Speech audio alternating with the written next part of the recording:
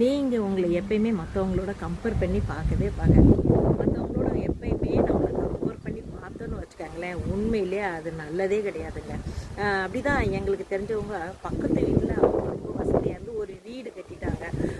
வாடகைக்கு இருந்தவங்க அவங்க கிரகப்பிரசத்தை கூப்பிட்டாங்கன்னு சொல்லிட்டு எல்லாருமே போயிட்டு இருந்தோம். அதை பார்த்து இவங்க என்ன பண்ணாங்கன்னா, இவங்களுக்கெல்லாம் வீடு அமைஞ்சிருச்சு, இவங்களுக்கெல்லாம் வீடு அமைஞ்சிருச்சு பாருங்கள், நான் கையில் இவ்வளோ நாள் பணத்தை வச்சுக்கிட்டே அலைகிறேன், எனக்கு ஒரு நல்ல வீடு அமையவே இல்லை அப்படின்னு சொல்லிட்டு என்ன பண்ணிட்டாங்க, வேகமாக அவங்களுக்கு போட்டியாக போய் ஒரு வீடை வாங்கினாங்க. கடைசியில் பார்த்தீங்கன்னா அந்த வீடில் தண்ணி எந்த மழை காலம் வந்தாலும், சின்ன மழை காலம் வந்தாலும் வீட்டுக்குள்ளே தண்ணி வந்துடுது. இதனால் அவங்க ரொம்ப கஷ்டத்துக்குள்ளாய் திருப்பி அந்த வீடை விற்றுட்டு வெளியே வர வேண்டிய ஒரு சூழ்நிலை ஆச்சு. அதனால தான் சொல்கிறேங்க, எப்பயுமே மற்றவங்கள நம்ம ஒப்பிட்டு பார்த்து மற்றவங்க இப்படி இருக்கிறாங்களே, நம்ம இப்படி இல்லையே, நம்மளால் எதுவுமே செய்ய முடியலையே, நம்ம என்ன பண்ணுறது அப்படின்னு சொல்லி தயவு செஞ்சு நீங்கள் மற்றவங்களோடு உங்களை ஒப்பிட்டு பார்த்தீங்கன்னு வச்சுக்கோங்களேன், இல்லை கம்பேர் பண்ணி பார்த்தீங்கன்னா உண்மையிலேயே அது நல்லதே கிடையாதுங்க.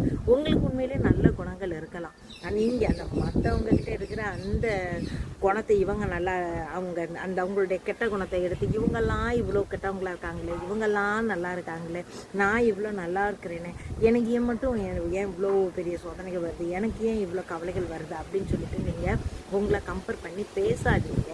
ஏன்னா உங்களுக்கு தனியான ஒரு நல்ல குணத்தை கடவுள் கொடுத்துருக்குறாரு. அதை வச்சு நீங்கள் நல்லபடியாக இருங்க.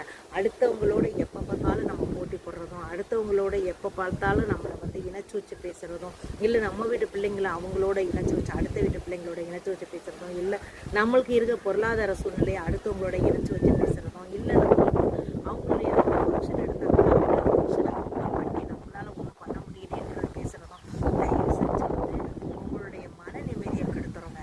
அதனால் எப்பயுமே கம்பரிசன்றது வந்து ஒரு நோய் தான் நான் அப்படி சொல்லுவேன் நான். ஏன்னா அது உங்களை அப்படியே கொஞ்சம் கொஞ்சமாக கேன்சர் மாதிரி அழிச்சிரும்.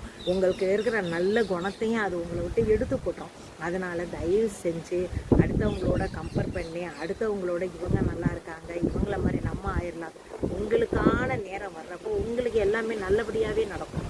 அதனால நம்ம எப்பயுமே அடுத்தவங்களோட ஒரு போட்டி போட்டு அடுத்தவங்களோட செய்யறது அவசர அவசரமாக ஏதாவது ஒரு காரியத்தை செய்யறோம்னு வச்சுக்காங்களேன், அது உண்மையிலேயே வந்து அதனால் எப்பயுமே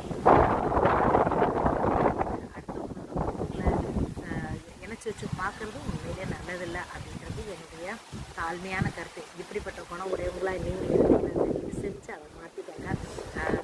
அது வந்து உங்களுடைய வாழ்க்கையை ரொம்பவே நல்லபடியாக கொண்டுட்டு போகும் அந்த குணத்தை விட்டுட்டிங்கன்னா அப்படின்றது என்னுடைய ரெக்வெஸ்ட்டு. ஆமாங்க, இந்த வீடியோ உங்களுக்கு பிடிச்சிருந்ததுன்னா லைக் பண்ணுங்கள், கமெண்ட் பண்ணுங்கள்.